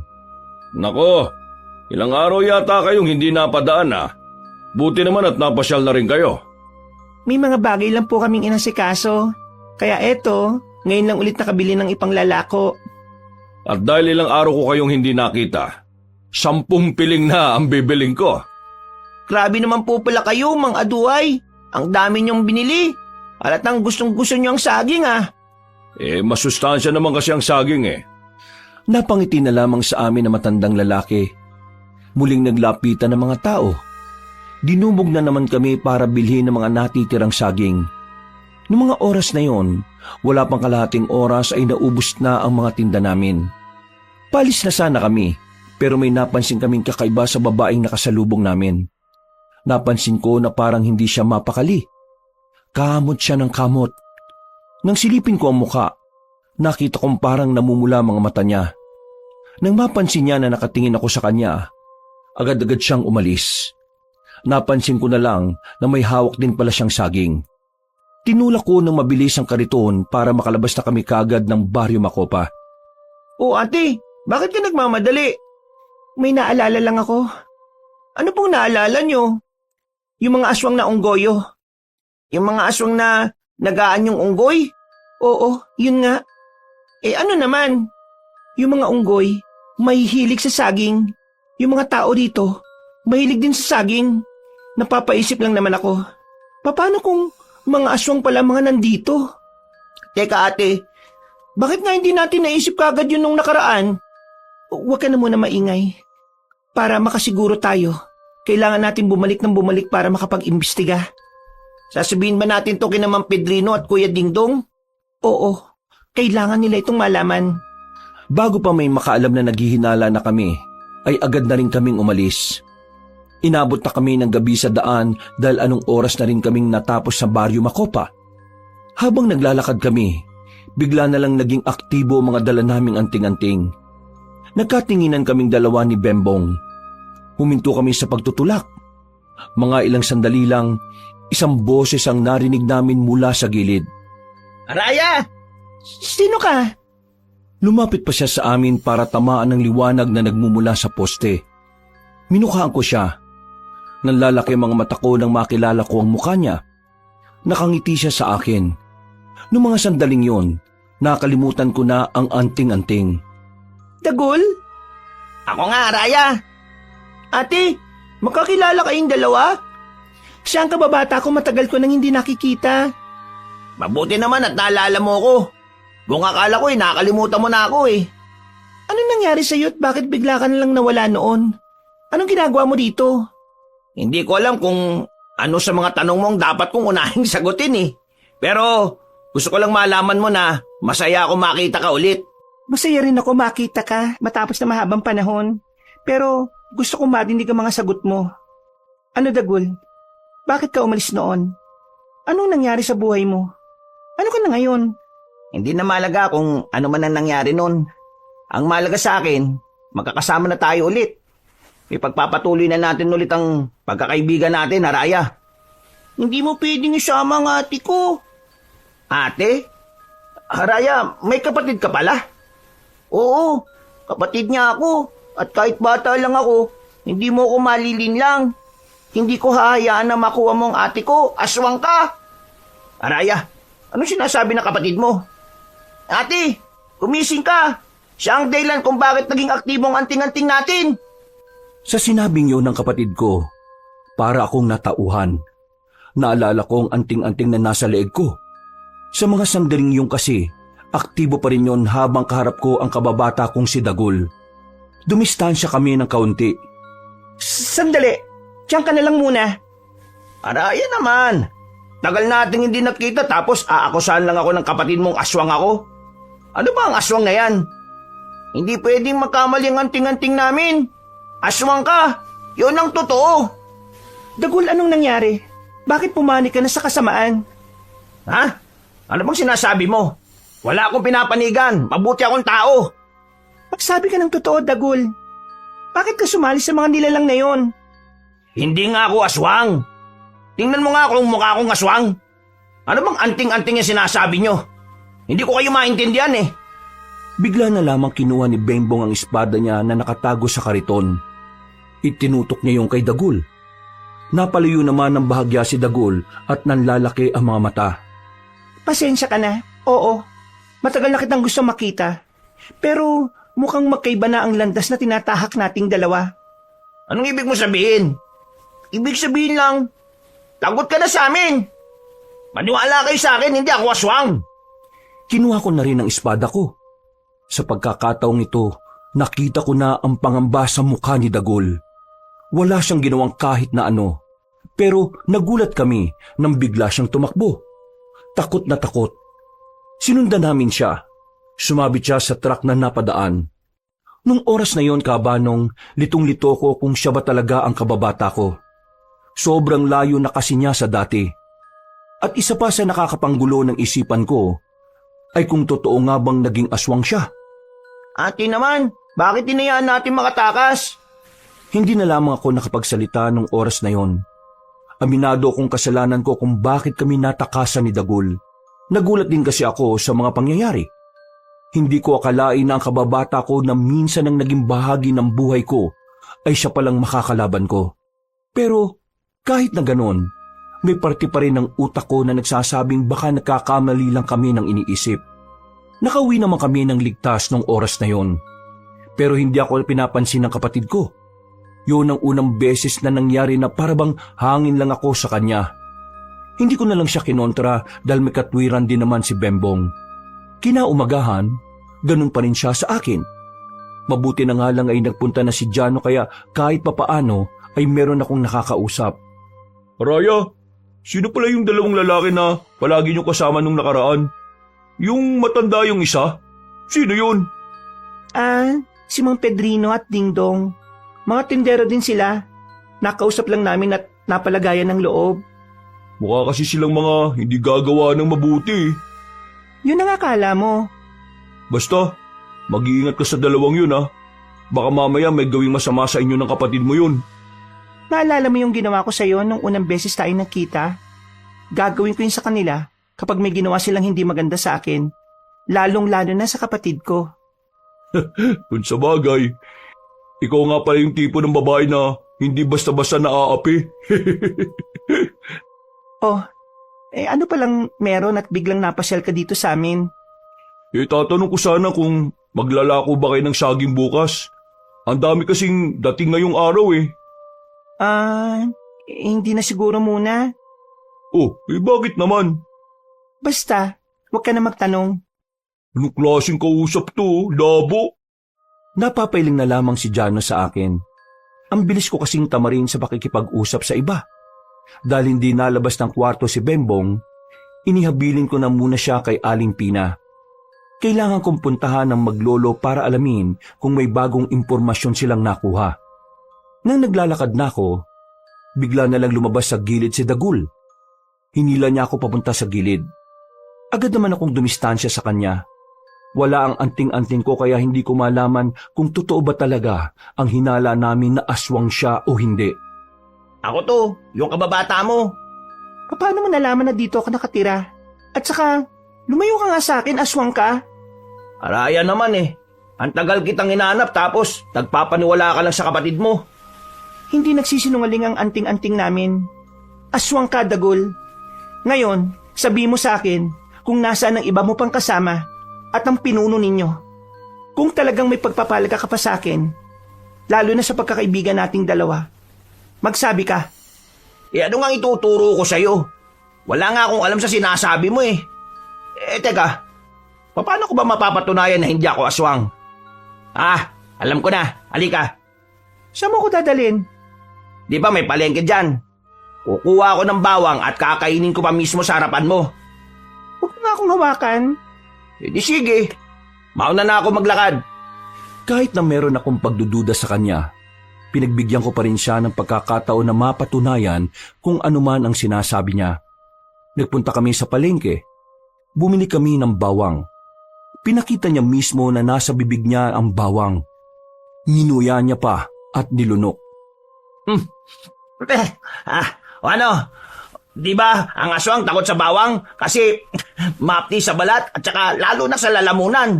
Oh, tingnan mo naman ang ginawa ko. Kinain ko pa. Kaya paano magiging aswang ako? Ang bihira naman talagang buhay to. Oh. Hindi ka ba talaga aswang? Ay sus! Ang kulit mo naman. Hindi nga. Baka naman kasi nung sinabi niyong naging aktibo yung anting-anting nyo, may aswang talaga sa paligid. Pero hindi ako yun. Araya, makinig ka naman sa akin. Marami akong gustong ikwento sa'yo eh. Pero makukwento ko lang yun sa'yo kung aalisin mo yung pagdududa mo sa akin. Huminga ako ng malalim, Kabanong. Hindi ko rin alam kung bakit sobrang bilis ko siyang pinagkatiwalaan noon. Nangyayain niya kasi akong pumunta sa ilog para magmuni-muni. Sumama naman ako sa kanya kaagad. Ang dami naming napag-usapan. Karamihan, binalik lang namin yung mga ginagawa namin nung bata pa kami. Masaya ang usapan namin. Parang naging bata uli kami. Lalo na nang magbasaan kami ng tubig. Ang bilis ng panahon ano? Parang dati, naalala ko pa. Ang babata pa natin. Wala tayong ibang iniisip na pinoproblema, kundi yung paglalaro lang natin. Pero ngayon, kakaibang laro na yung hinaharap natin eh. Yun ang hamon natin sa buhay. Kaya ikaw Araya, palagi kang mag-iingat kung ano man ang mga lakad mo. Kung may ginagawa ka man na alam mong delikado, ay nako, itigil mo na. Kasi maikli lang ang buhay natin eh. Sa halip na mangamba, mas piliin na lang natin maging masaya. Hindi ako nagsalita. Pakiramdam ko kasi pinapatigil niya ako kung ano man ang ginagawa ko. Na parabang may alam talaga siya kung anong mga ganap ko sa buhay. Kaya kahit nagtitiwala na ako sa kanya noon, hindi pa rin mawala-wala sa isipan ko na parang meron siyang itinatago. Dagul, totoo ka ba sa akin? Ha? Oo naman. Ibang klaseng tanong yan, Araya. Kung sakali man na totoo ka sa akin, gusto ko na tahakin mo ang payapa at maayos na buhay. Matagal tayong hindi nagkita. Halos 2 dekada rin. Kaya yung mga taon na wala tayong koneksyon sa isa't isa, gusto ko sanang ituloy bilang magkaibigan tayo. Pero mangyayari lang yon kapag alam kong nasa maayos ka na kalagayan at kabutihan lang ang ginagawa mo. Ito naman, kung makapagsalita, akala mo naman talaga, isa akong preso na nakatakas sa kulungan eh. Wala ka pa rin bang tiwala sa akin, ha, Raya? May tiwala ko sa'yo. At sana yung tiwala ko na yon, hindi masira, Dagol. Ang tagal nating hindi nakita eh. Pero wala ka pa rin sinasabi sa akin tungkol sa kung ano man ang nangyari sa buhay mo. Lahat ng napag-uusapan natin ay kung ano tayo noon. Wala akong narinig sa'yo kung ano ka ngayon. Kabanong, nung mga oras na yon, alam kong may hindi talaga siya sinasabi. Nababasa ko sa mga mata niya na nagpipigil siyang tapatin ako sa bagay na hindi ko naman alam. Tumingin siya sa akin ng seryoso. Natagpuan ko na lang ang sarili kong nakatitig sa kanya habang papalapit ang mukha niya sa akin. Nang maglalapat na ang labi namin, nakaramdam ako na parang may tumusok na karayom sa leeg ko. Napatayo ko nang makita kong kakaibang ngiti ni Dagul. Ang kaso, nahihilo na ako nung oras na yon. Anong ibig sabihin nito, Dagul? Ay, nako talaga. Kahit na kailan, ang mga babae, napakadaling utuin. Alam niyo kung bakit palagi kayong naloloko ng mga kalalakihan? Kasi, kaunting bulaklak na salita lang, bumibigay na kagad kayo. Mga inutil talaga kayo eh. Sino ka? Hindi ko si Dagul. Bakit gamit-gamit mo ang mukha niya? Araya, ako pa rin naman to eh. Ang pagkakaiba lang, hindi na ako yung batang nakilala mo noon. Iba na ang landas na tinahak nga natin. Ikaw, mas pinili mong maging manunugis at pumatay ng mga aswang. Ako naman, mas pinili kong maging aswang at pumaslang ng mga taong kagaya mo. Bakit? Bakit ka napunta sa ganyan? Bakit ka humantong sa ganyan, Dagul? Bakit? Dahil pinagkaitan ako ng mundong ito. Mula nung tanggalin ng lolo mo sa trabaho ang tatay ko noon, nagkandal leche-leche na ang buhay namin. Namatay ang nanay ko sa sakit at wala kaming perang pampagamot. Pero kung di sana tinanggal ng lolo mo ang tatay ko, may sasalba pa sana namin ang nanay ko. Ang tatay ko naman, kinitil ang sarili niyang buhay dahil hindi niya matanggap na inalis siya sa trabaho. Dahil wala namang maayos na dahilan. Mula nang mawala mga magulang ko, para akong daga na pakalat-kalat. Tapos ngayon, tatanungin mo ko kung bakit ako napunta sa kadiliman? Tanungin mo ang lolo mo at baka alam niya ang sagot. Napahawak na ako sa ulo ko nung maramdaman kong medyo kumirot. Pagtingin ko kay Dagul, mas lalo na siyang umiikot sa paningin ko. Ngayon, iisa-isayin ko na ang angkan nyo. Isusunod ko na sa iyo yung kapatid mo na madaldal. Wag gawin. Hindi ko na naituloy ang sasabihin ko nang bumagsak ako sa lapag. Tuluyan na akong nawala ng malay. Nagising na lamang ako na nakaiga sa isang matigas na papag. Masakit ang ulo. Para akong nakainom ng maraming alak. Pagtingin ko sa paligid ko, nakita ko na lang si Dagul na nakaupo sa gilid. Kasama na niya ang isang matanda na sobrang pamilyar sa akin. Napamulagat ako ng mga mata ko dahil hindi ko alam kung bakit kasama niya ang kababata ko. Ngumiti pa siya sa akin, kagaya ng ngiti tuwing bumibili siya sa akin ng saging. Mabuti naman at gising ka na, iha. Akala ko wala ka ng pulso eh. Anong ginagawa mo dito, Mang Aduhay? Ginagawa ko rito?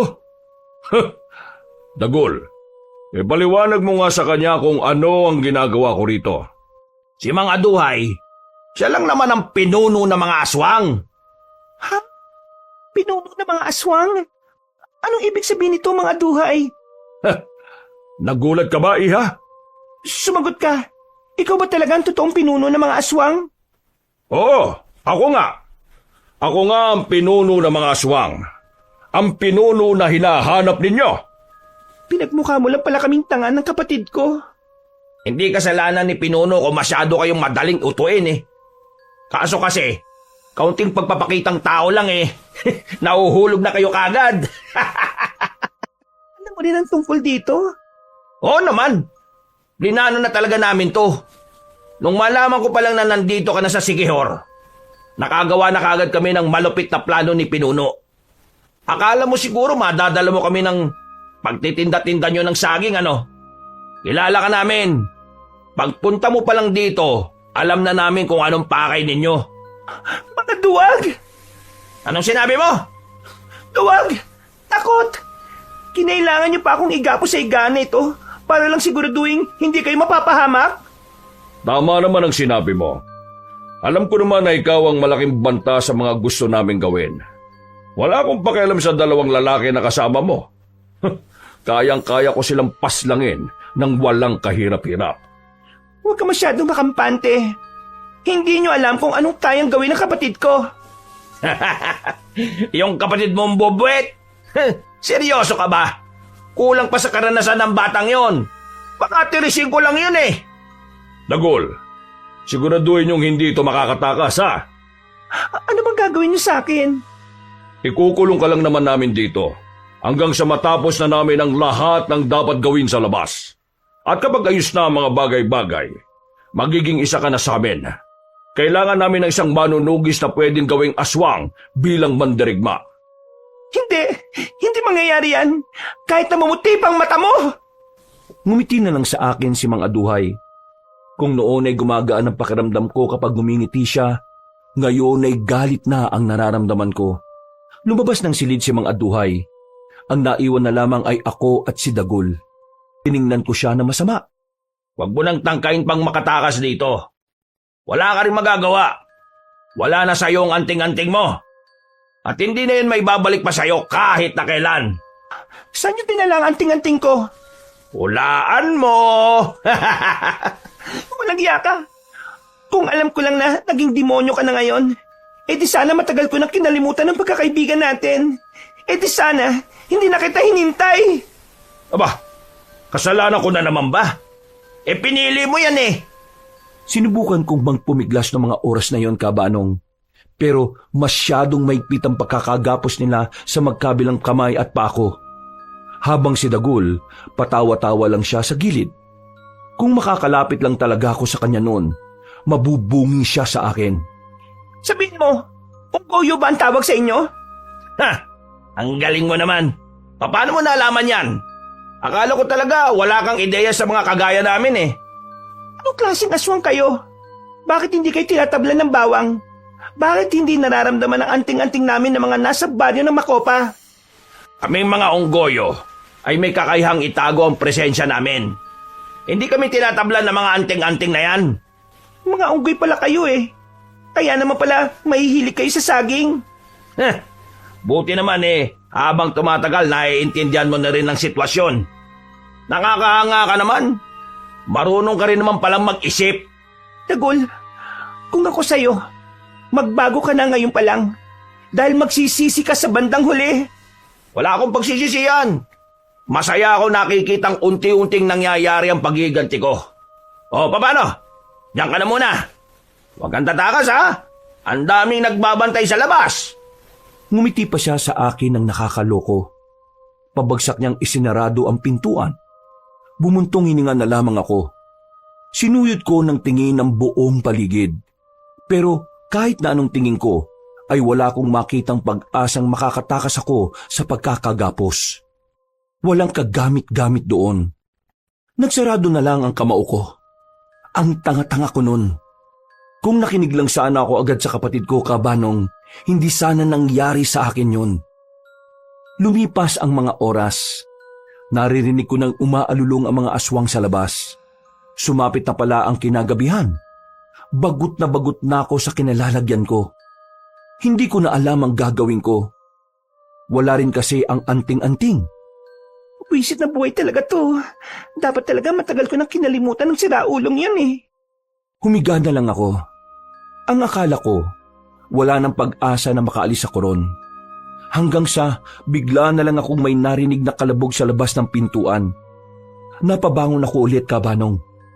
Nang bumukas ang pinto, nakita ko si Bembong. Ang mga aswang na nagbabantay ay nakabulagta na. Pumasok siya kaagad at kinalaga ng pagkakagapos ko. Nakahinga ako ng maluwag. Buo talaga ang tiwala ko sa kapatid ko. Kahit kasi bata pa lang siya, kayang-kaya niyang lumusob mag-isa. Pero ginagawa niya lang yun kapag nasa panganib ang buhay ko. Maraming salamat dumating ka, Bembong. Hindi ko alam ang gagawin ko. Ikaw naman kasi, ayaw mo makinig sa akin eh. Niloko na nga tayo ni Mang Aduay tapos nagpaloko ka rin sa kababata mo. Mamaya mo na ako awayin. Umalis na muna tayo dito. Wala si Mang Aduay at ang kababata mo. Nakita ko silang umalis kaya ako nakapasok na madali. Kunin muna natin ang anting-anting mo bago tayo umalis. Saan ko naman hahanapin yon? Naalala mo ba yung sinabi ni Lolo sa atin? Na kung sakaling mawala yung isang anting-anting, kaya nitong hanapin ng kapwa anting-anting niya. Mahahanap siya ng anting-anting ko. Tama. Gagamitin natin ang anting-anting mo para malaman kung nasaan ang anting-anting ko. Umalis na muna kami sa silid na yon. Nagawa naming makalabas doon nang walang nakakakita sa amin. Paano ba naman, Kabanong, lahat ng nagbabantay pinaslang na ng kapatid ko? Kahit na alam kong kaya niyang gawin yon, iniisip ko pa rin kung paano niya yun nagawa. Nakahanap kami ng tamang pwesto. Sa likuran ng manukan. Malayo na yon sa kabahayan. Umupo kami roon. Wala kaming pakialam kung maraming lamok. Pumikit si Bembong. Sisimulan na niyang ikonekta ang anting-anting niya sa anting-anting ko. Ayan na ate. Kumukonekta na siya. Ayan na. Ha, alam ko na. Oh, nasaan? Nasa loob siya ng bahay ni Mang Aduan. Sa banda rito. Tara, sundan mo ko. Maingat kaming naglakad patungo roon. Sinamantala namin na hindi pa nakakabalik si Mang Aduhay at si Dagul. Maya-maya lang, nang makita namin ang bahay na matanda, walang pag-aalinlangang pumasok kami sa likod na bintana. Winasak na lamang namin yon para madali ang pagpasok namin. Binuksan ni Bembong ang aparador. At doon, nakita nga namin ang anting-anting ko na umiilaw-ilaw pa ng bahagya. Sinuot ko kagad yon. Dinampot ko na lang ang nakita kong itak sa labas ng bahay. Ate, hindi natin sila pwedeng palagan. Kailangan itong malaman nila Mang Pedrino at Kuya Dingdong. Himala yata. Parang ang tinutino mo mag-isip ngayon. Siyempre, nalagay ang buhay mo sa alanganin, ate. Kaya kailangan kong umayos. Nang maibalik ko na ang anting-anting ko, bumalik na ang lakas ng loob ko. Pero sa mga puntong yon ay kailangan kong pakinggan ang kapatid ko. Hindi na muna kami pumalag. Ang mas iniisip na lang muna namin ay kung papaano kami makakaalis doon. Saka ba tumaan kanina? Sa kabila, ang kaso ate, mahirapan na makabalik dun eh. Nasa tiyempo lang akong kanina na umalis yung nagbabantay sa bungad. Mas mainam yata kung sa gawing ito tayo dumaan. Wag ate, galing din ako dyan kanina eh. May mga nakita ko mga nakabantay dyan. Hindi lang natin makita kasi madilim. Pampihira. Saan naman tayo ngayon dadaan nito? Doon ate. Nakadaan ka na ba doon? Hindi pa. Pero base sa nakikita natin, parang wala namang nagbabantay. Huminga ko ng malalim. Inihanda ko ang hawak-hawak kong itak. Nagsimula kaming maglakad palapit doon. Pagdating namin, may nakita kaming dalawang aswang na nakaupo sa gilid. Sinadya nilang nasa dilim sila para hindi sila makita. Buti na lang ay naramdaman agad yun ang dala naming anting-anting. Gumilid kami. Iniisip namin kung papaano kami makakalis doon nang hindi kami namamalayan o nakikita. Pagakbang pa lang ni Bembong ng paa, nakalika na kagad ito ng tunog nang maapakan niya ang tuyong dahon. Nalaman ng mga aswang na nasa likuran kami ng halamanan. Umalulong agad ang mga ito para magbigay hudyat sa mga kasama nila. At sa mga sandaling yun, wala na akong sinayang na pagkakataon. Lumabas ako ng pinagtataguan ko at walang pagdadalawang isip na nilapitan ko ang dalawang aswang. Bago pa man makalapit si Bembong, pinaslang ko na agad ang mga yun. Narinig na namin ang magkakasunod na alulong ng mga aswang. Sa puntong yun, kinailangan na naming umalis dahil anumang oras ay madaratnan kami ng mga aswang doon. Pero hindi pa man kami nakakalayo. Naramdaman na lang namin na meron nang nakasunod sa likuran. Ate, kailangan natin silang harapin. Kung hindi, baka madala natin sila sa baryo natin. Susundan nila tayo eh oh. Sige na, mauna ka nang umalis. Akong bahala na sa kanila. Ate, kaya nga kita niligtas para di ka mamatay tapos ganito rin pala ang mangyayari. Sasamahan na kita sa paglaban sa kanila. Ang kulit mo naman. Makinig ka na lang sa akin, pwede? Ate naman, nung ikaw di nakinig sa akin, napahamak ka. Oo na, sige na. Sumama ka na rito. Wala na akong nagawa kundi ang pumayag sa kagustuhan ng kapatid ko, Kabanong. Maya-maya lang din ay naramdaman na naming tila nakapalibot na sila. Ang kanilang mga angil ay tila nagdudulot na sa amin ng pangamba. Yun ang unang beses na parang kinakabahan kami sa kalaban naming aswang. Bagay na hindi naman namin nararanasan nung nasa kapis pa kami. Ate, naging unggoy na yata sila. Unggoy ang tawag sa kanila. Mga aswang na nagkatawang unggoy. Malamang magiging unggoy sila. Hindi nagtagal, lumusob na sila sa amin. Mabilis sila. Yung iba pa, lumalambitin sa kung saan-saan. Pero hindi kami nagpatinag ng mga oras na yon. Mas lalo lang kaming ginanahan ni Bembong kahit na medyo may kaba. Paglapit sa amin ng isang aswang, nahawakan niya ako sa damit. Buti na lang ay tinaga agad siya ni Bembong. Kung hindi, mahuhubaran ako.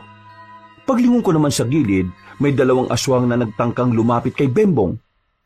Wala akong sinayang na sandali. Ginamit ko ang kapangyarihan ng anting-anting. Nagawa kong salagin yun at napatay ko ang dalawa. Sa mga sumunod na sandali ay mas lalo silang naging mabilis. Pero dahil sa anting-anting ay hindi kami nadedihado sa laban. Pero kahit na nakakalamang kami, hindi kami naging kampante. Alam namin na anumang oras maaring magbago ang ihip ng hangin. Ayang kaya naman natin, ate. Hindi sila maubos. Kailangan na nating umabante. Sa ibang direksyon na lang tayo dumaan para hindi na natin sila madala sa baryo. Umabante na kami ng mga oras na yon. Pero habang umuusad kami, sumusunod din sila sa amin. Parang lalo silang nadadagdagan kapag may napapatay kami sa kanila. Habang tumatagal, unti-unti kong nakikita na kung magpapatuloy ang pagdami nila, mahirapan na rin kami ng kapatid ko. Kaya naman, binilisan na lang namin ang takbo hanggang sa makarating na kami sa Tuyong Palayan. Mas tirik ang buwan sa parting yun. Kaya malaking tulong yun sa amin dahil makikita na namin kung saan nanggagaling ang mga aswang. Gamitin na kaya natin ang tunay na kapangyarihan ng anting-anting natin, ate? Wag! Ilalaan lang natin to sa pinuno nila. Aatake na sana kami sa mga aswang pero biglang dumating si Dagul. Pinagbababatukan niya ang mga kapwa niya aswang. Mga inutil kayo! Ang daming paparating na kalaban! Ito ang inuunan nyo! Lumayas kayo! Abangan nyo yung mga kalaban at ako nang bahala rito! Paparating na ang mga manunugis. Wala na kayo magagawa. Nasabi ko na nga ba tama ang hinala ko Aswang ka kasi, pangit ka! Hoy, bubwit! Akala mo hindi ako napatol sa bata? Yari ka sa akin ngayon! Masyado kang madaldal, ha? Hindi naman ako natatakot sa'yo Ikaw ang dapat matakot sa akin. Hindi ka ba napapaisip? Niligtas ko lang mag-isa ang ate ko. Doon pa lang dapat matakot ka ni. Hoy, utong lupa! Hindi ako nasisindak sa mga salita lang. Kaya tigilan mo ako sa sinasabi mo. Kasi, ngayong gabi, dalawa kayo ng ate mong hahalik sa lupa. Ang dami mong sinasabi. Hindi ko alam na mas madaldal ka pa pala ngayon. Samantalang nung bata pa tayo hindi ka man lang makapagsalita kapag may kaaway ka. Nako, babalik na naman tayo sa nakaraan. Ang mabuti pa simulan na natin to. Gigil na ako sa batang yan Mukha naman siyang pa Kung ako mukhang pa, ikaw mukhang alipunga. Nagulat na lang ako nang biglang tumalo ng mataas si Bembong. Agad itong nakalapit kay Dagul. Kitang-kita ko rin na inis na ang kapatid ko sa kababata ko. Kaya naman, hindi na rin ako nagsayang ng oras. Sinabayan ko si Bembong sa pag-atake. At kahit na dalawa kami, nagagawa pa rin makailag ni Dagul. Hindi kayo makakaisa! Anong hindi? Bembong, bilis! Nanlalaki ang mga mata ni Dagul nang makitang nasa gilid na niya si Bembong. Sinubukan niyang makailag sa pagtaga na ginawa ni Bembong pero naroon naman ako sa kabila. Hinataw ko kagad siya ng itak. Agad na tumagas ang dugo sa tagiliran niya. Si Bembong naman muling lumapit. Tinaga naman niya sa hita si Dagul para kahit na papaano mapabagal namin ang kilos niya. Umatras siya ng kaunti. Bigla siyang hiningal dahil sa ginawa namin. Aatake na sana ulit kami nang bigla siyang tumalon ng mataas. Ginamit ko ang anting-anting. Sinalubong ko siya sa ere. Tinamaan ko siya ng itak sa bandang kilikili. Kung hindi mo nailagan, malamang patay ka na. Alam mo ba kung anong totoo? Pinagsasasabi mo. Noong mga bata pa tayo, hindi naman talaga kita tinuring na kaibigan Kaya lang naman kita sinasamahan kasi marami kang pagkain palagi. Nakakalibre ako ng kain. Wala kasing pagkain sa bahay namin minsan kapag hindi nagpapasahod ang lolo mo. Hindi totoo yan. Alam ko na talagang tinuring mo akong kaibigan noon. Hindi ka ba kakapagsinungaling sa akin, Dagul? Ha? Nagsisinungaling? Bakit naman ako magsisinungaling, Araya? Ito ang totoo. Walang kahit na anong espesyal sa'yo. Kaya kahit na kailan, hindi kita nakitang bilang kaibigan. Ginamit lang naman kita para sa pansarili kong interes. Kasi noon pa man, alam kong malabong maging magkaibigan ng isang dukha at ang isang mayaman na kagaya mo. Walang alaga sa akin ang lahat ng alaala na meron tayong dalawa. Kung hindi ka lang kita kailangan paslangin hindi na kita maaalala Huwag kang makinig sa kanya, ate. Sinisira lang niya yung kaisipan mo para mawala ang atensyon mo sa laban. Huwag kang mag-alala, Bembong. Hindi ako naapektuhan. Kahit na ang totoo, ay nasaktan ako sa mga sinabi ni Dagul kabanong. Pinilit ko na lamang na maging manhid. Pumorma na ako at muling humarap sa kababata ko. Maigpit ang hawak ko sa itak. Ako na mismo ang nagpatuloy ng laban. Magkakasunod na hagupit ng itak ang ginawa ko. Kahit na may tama na si Dagul, ay nagagawa pa rin niyang makaiwas.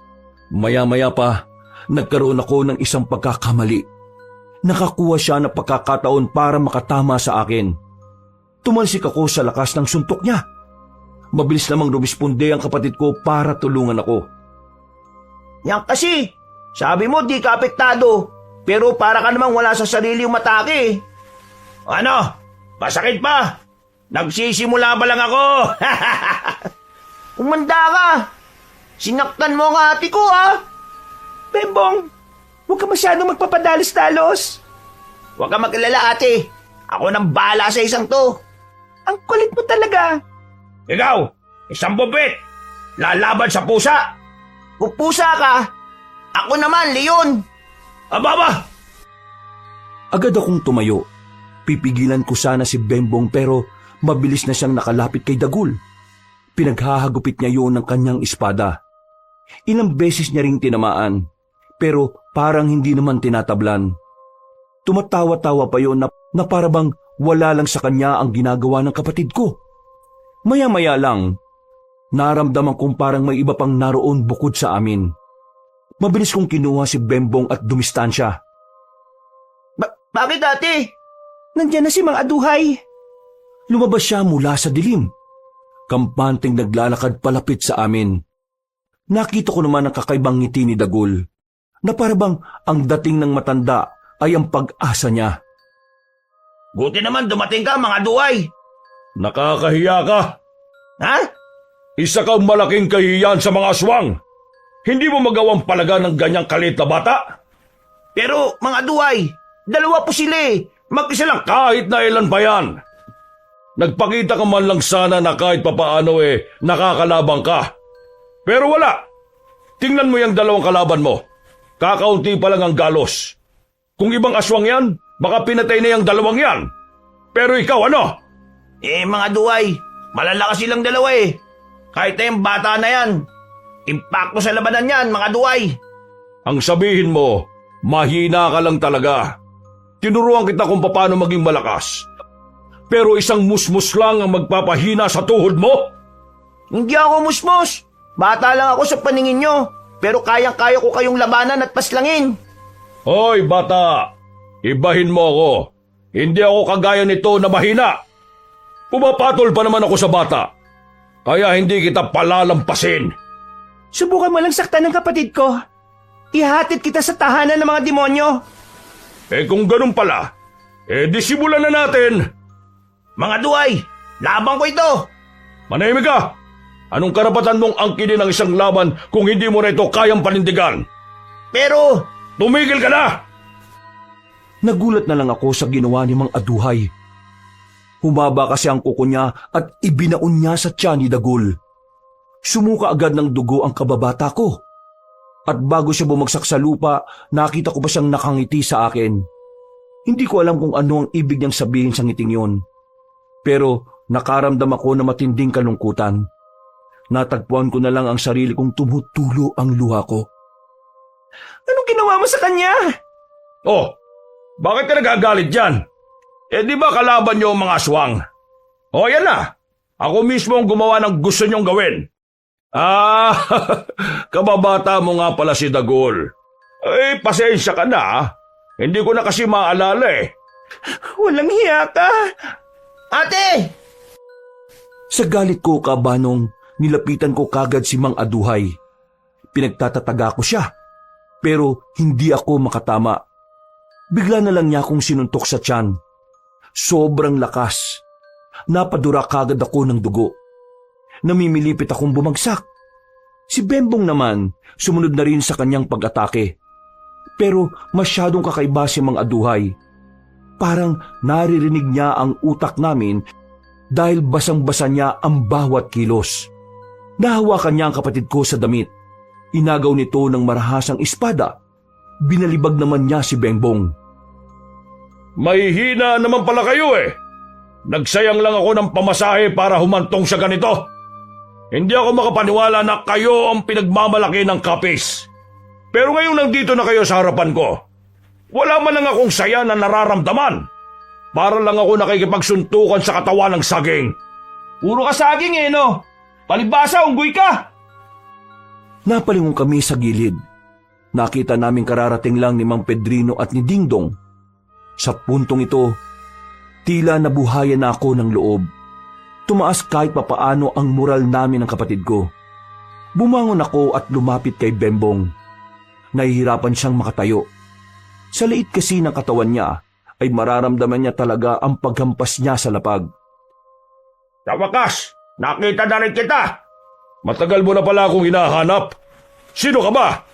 Ako lang naman ang tumatayong pinuno ng mga manunugis dito sa Siquijor. Aswang ka! Dapat alam mo yan! Pasensya ka na ha, pero wala akong panahon para kilalanin ka. Walang pakundangan na umatake si Mang Aduhay kay Mang Pedrino. Sinabayan din ito ni Dingdong. Base sa nakikita ko, ibang-iba ang paraan ng pakikipaglaban na maglolo. Mas maingat sila, pero mabilis. Kabanong, buong akala namin ay nakakalamang na kami sa laban noong oras na yon. Nakabangon na rin kasi ako noon kaya 3 na kaming lumalaban sa kanya. Pero hindi ko inakala na sa mga sandaling yon magagawa pa rin makabawi ni Mang Aduhay.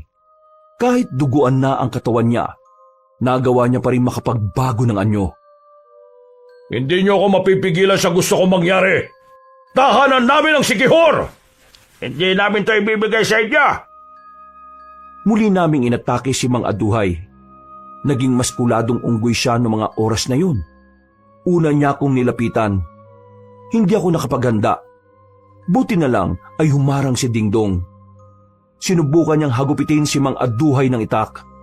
Pero hinawakan lamang yon ni Mang Aduhay. Inagaw at saka dinakma sa mukha si Dingdong. Si Mang Pedrino naman ay nagawa na ring dakmain sa damit. Hinila ito sabay suntok sa mukha. Tila nawala ang angas nilang dalawa. Nang madako na ang tingin sa akin ng aswang na unggoy, inihanda ko na ang sarili ko. Ate, ngayon na! Gawin mo na! Inihagi sa akin ni Bembong ang anting-anting niya. Bago makalapit si Mang Aduhay ay naisot ko pa ang anting-anting na yon. Agad na dumaloy ang nag-uumapaw na kapangyarihan sa buong katawang ko.